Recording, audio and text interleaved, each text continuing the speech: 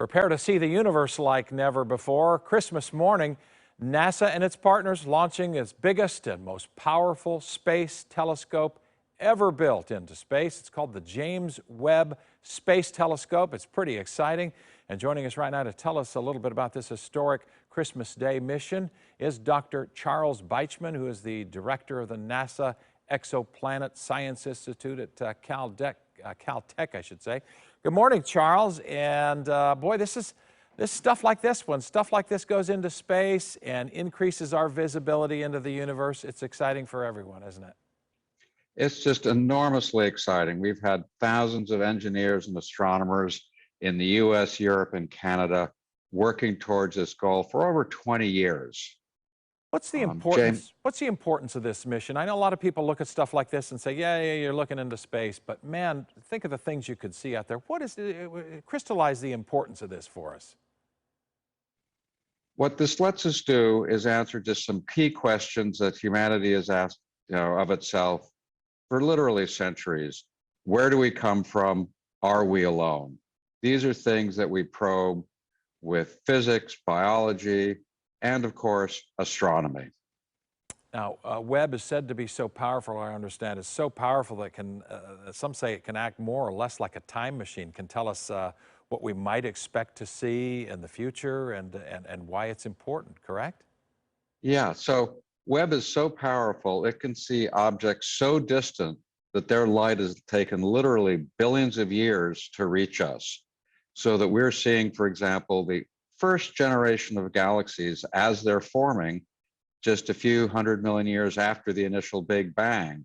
And by studying those early galaxies, we learn how all the stars and the planets and the elements necessary for life were created. And this telescope, if I understand it correctly, is not going to replace the Hubble Space Telescope, but it'll complement it, you say. How will it exactly do that?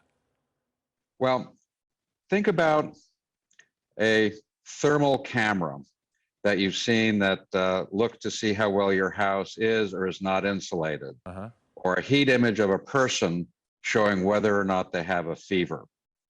And then compare that image to what you take with your iPhone. They give you complementary information.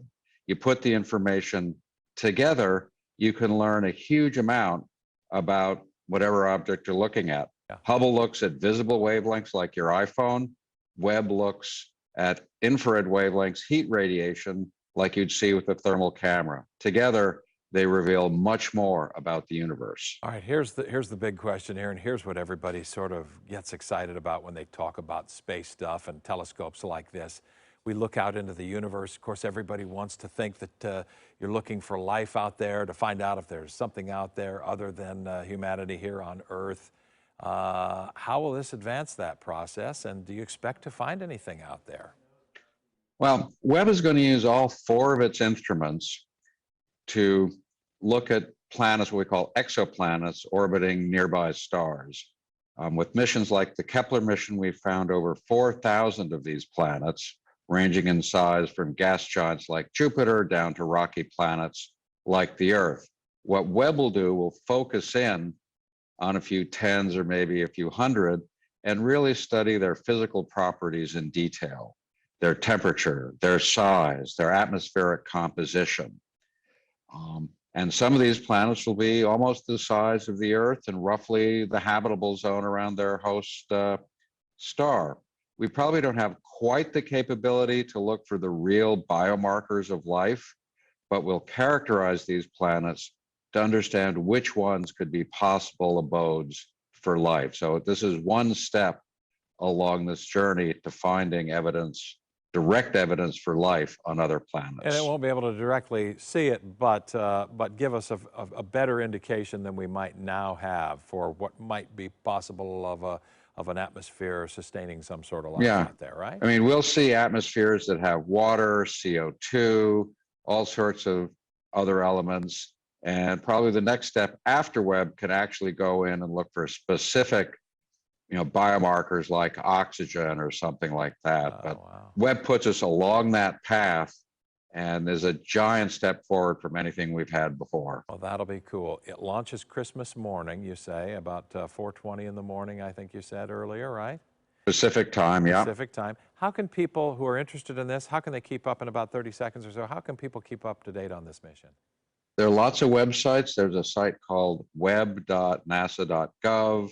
There's a Twitter site, Unfold the Universe, because Webb unfolds like an origami or a little sunflower coming out of its rocket fairing. And so it's going to be a dramatic event, and NASA's launching a new Christmas star. Well, that is cool. It is something to look forward to. I, for one, am fascinated by this exploration and looking out there into the universe and seeing what's out there. And I know a lot of people are curious like that as well.